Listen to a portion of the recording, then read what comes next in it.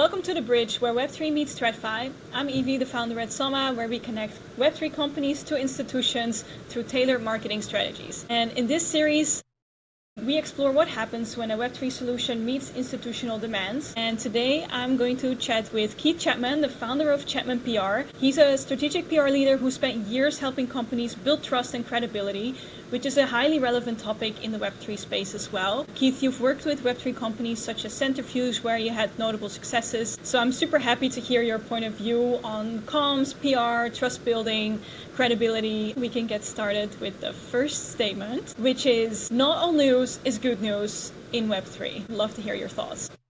Yeah, I think this is an interesting one because, I have worked in the Web3 space, but I've also worked with a lot of very young technology startups. And a lot of them kind of make the assumption that anyone that's seeing my company's name, that's a win. If we can get coverage anywhere, then that's like a win. And we're going to be really aggressive and we're going to do as much as we can to just maximize eyeballs on our company and coverage. And I think there's some merits to that, especially in the tech space.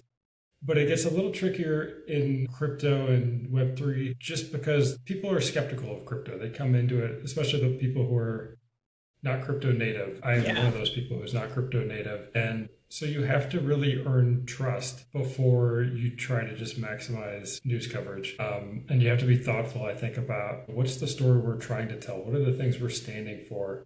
How are we different from these DeFi or Web3 companies that have gone off the rails for whatever reason? And PR can only do so much. Like if you're running a company that is fundamentally, there's problems with it, like at FTX or whoever, there's no amount of PR that Sam SBF can spend to solve the issues. No. Like PR is one small layer and it can be really strategic and really helpful, but it's not going to solve big picture problems for your business. Yeah. I think actually that's a nice bridge for the second statement, because I've seen that sometimes, like in the crypto community, people are like, yeah, just build a good product and then the rest will follow. Like adoption will follow, trust will follow automatically. But as you just said, like PR cannot just like fix all of your problems, right? So what do you think of that? Like just build a good product and trust will come automatically?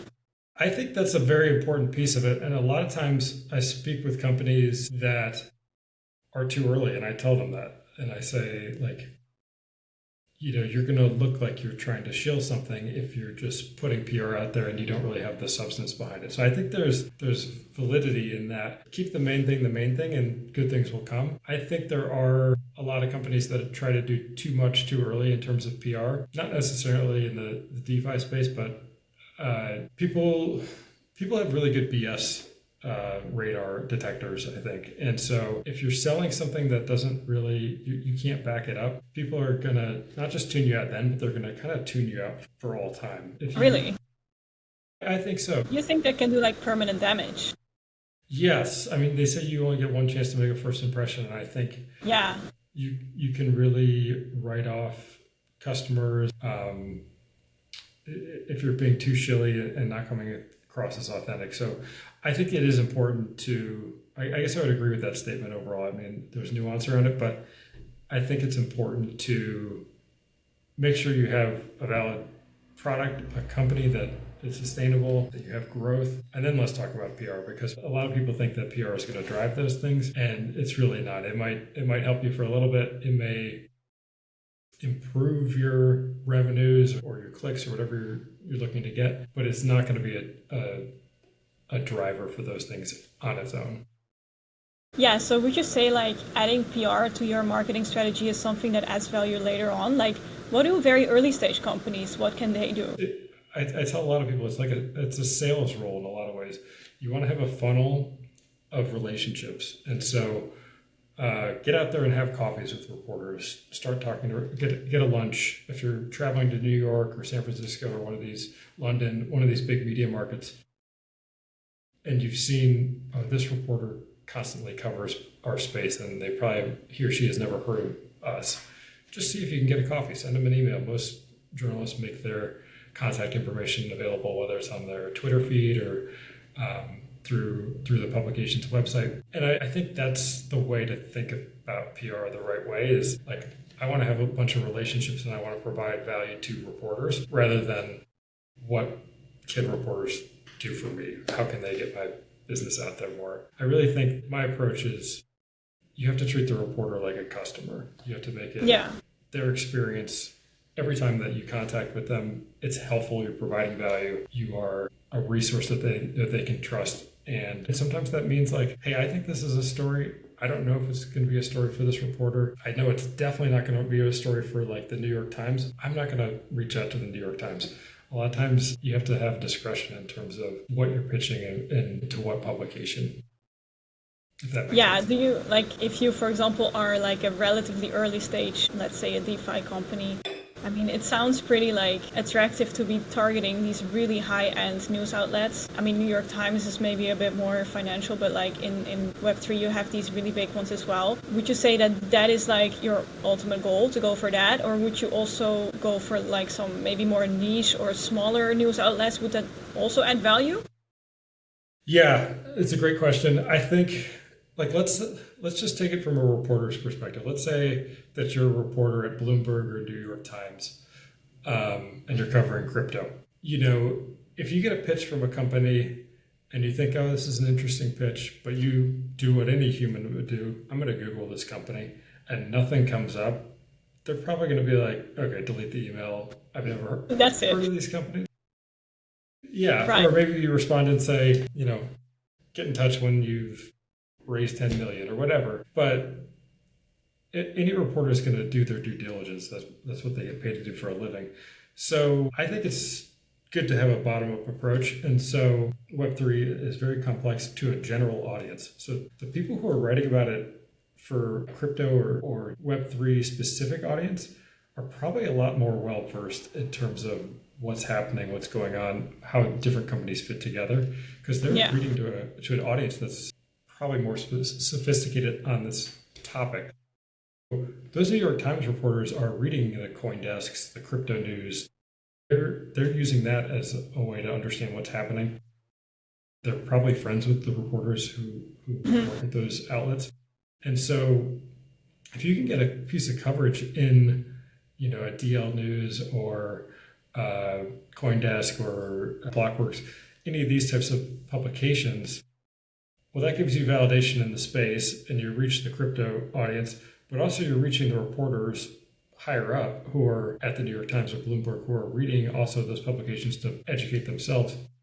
And then I would also say, if you're playing the long game, if you're a reporter at the Block or Blockworks, they may end up later in their career moving up to a Bloomberg. They may go to the Wall Street Journal. And so if you have a relationship, you already have the relationship with them, right? Exactly. And you're not just, you know, you've provided value over a course of months and years to a reporter and built a relationship and got coffee with them when you're in town.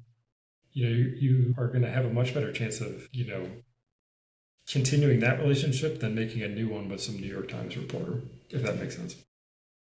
So you drink a lot of coffees working in a PR firm, right? Yes, it's a lot of fun. It can be challenging. You know, it's unpredictable, unfortunately, which is frustrating for clients. You know, a lot of times the client thinks they have a story, and sometimes I think they do too. And it doesn't matter what my opinion is, unfortunately, at the end of the day. And I think it's important to, you know, a lot of companies just want to talk about what they're doing, and that's great. It's important, but you also have to think about how does what we are doing fit into the larger trends and landscapes. And if you can work backwards, that's a lot better. That's going to be a lot more of interest to a reporter, in my experience. Yeah. That's really interesting, and I wanted to move on for the last part of this session to dive a little bit more into the trust aspect, because if I'm like scrolling down the news and I see a Web3 company being featured in one of those big news outlets, immediately I feel like, oh, they must be really serious about what they're doing. And I think this is the value that PR can bring, right? It brings a lot of credibility and trust when done right, but trust is not something that can be easily bought just by like investing in PR for like a few weeks, right? It takes years to build, but can also be, as we mentioned earlier, especially in this critical landscape, can be destroyed pretty fast. So what is your take on this? Like trust takes years to build, but seconds to destroy. What do you think about this? Yeah, I mean, I think it's 100% true. We all know that in our personal lives, even, Right. that you can ruin a relationship with one comment that you didn't mean or whatever it is. And it's a hard thing to be constantly vigilant about. You see some of these companies that, let's say they have a scandal or they have an executive who's in trouble, and even them waiting a day or two to respond can be really damning in terms of consumers. And that's the hard part. There's no playbook for each situation. Every situation is different. And what guides me when I'm counseling companies is people can accept mistakes. I think that's very true. People can understand mistakes, but you have to own them and you have to acknowledge them. And I think the North Star for me is authenticity. If you're a brand that, let's say you're really focused on sustainability and it's found out that you're doing something that's really not good for the environment or for the climate, and you don't respond accordingly and you don't respond with the value that you sort of created in the market, then people are going to lose that trust and they're not going to come back necessarily.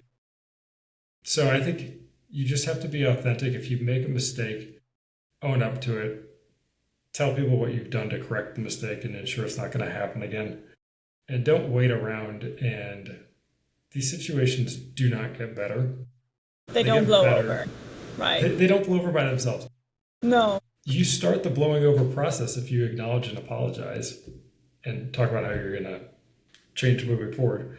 But until you do that, the process can't start playing out. And so a lot of companies, I think they get paralysis by analysis. They're just thinking of what should we say? How should we say it? Should our CEO do a video? Should we release a statement? Should we talk to this reporter? And it's like, the answer is yes. Just do something to acknowledge it. Don't worry about being perfect. The news moves really fast. It will blow over, but the longer you drag it on, you're going to create more damage for yourself in my I think it's been very interesting to hear more about the trust building, because this is also something that I really try to do in Soma, like to build a presence of companies on social media or through branding that just signals reliability and trust. And this is just, as you said, PR is one layer, social media can be another layer. And like this, you have to build your strategy in a manner that continuously fosters the trust, because as we concluded, it is a process that takes time and needs to be kind of fed, right? Like you need to keep on fostering this. Totally. And I'm sure, do you see when you're working with companies that they have the values or they have the things that they want to represent? Do they have that fully baked when they're trying to do marketing? Or what's your perspective? Do you feel like they need to clarify that before, or do they come pretty much like this is what we stand for and we know what we want to talk about? No, usually they have a pretty clear idea on what they stand for, but it's interesting to see if that really matches with, for example, institutional interests. If they want to target banks or asset managers, then it's more interesting to match that than to just simply push for what they stand for in the beginning. And then we choose maybe 3 or 4 main topics and main pillars that then we will dive deeper in terms of social media, and those will be their recognizable points of their brand, and those then need to be very interesting for institutions. But usually if a crypto company already knows we want to go into this institutional area, they have already kind of set their values that direction as well. Yeah. So they've already got they know which way they're pointing in terms of... Exactly. They know which way they're going, and they know that is a different way than focusing, for example, on B2C crypto. And do you feel like it's almost a more important audience going to the institutional side, or crypto crowd is going to understand what we do no matter what, but the institutions, we have to really educate them on what we offer? Do you feel like that's a piece of it or no? Yeah, I think both sides still need education, but I feel like the consumer side is just a little bit more approachable, a little bit more tangible, and also a little bit more popular. Like everyone pretty much knows someone that owns some crypto, or like there's a lot of conversations about this. There's a lot of educational material already out there for consumers. So I think that's good. And that can then, I mean, in the end, people that work in institutions are also people, right? Like they're also maybe consumers themselves.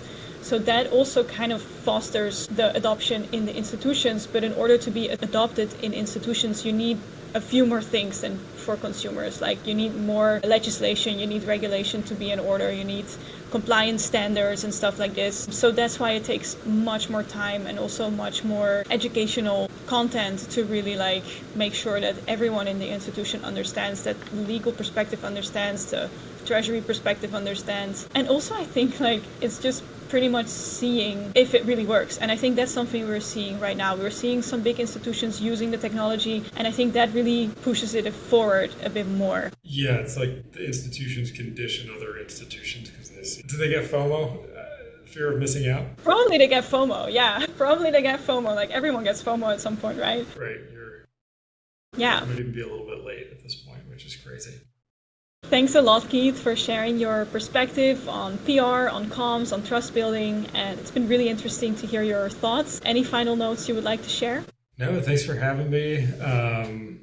Yeah, it's always interesting to talk about the space, and appreciate you taking the time to chat. Yeah, thank you too, and I'll see you around. Sounds good.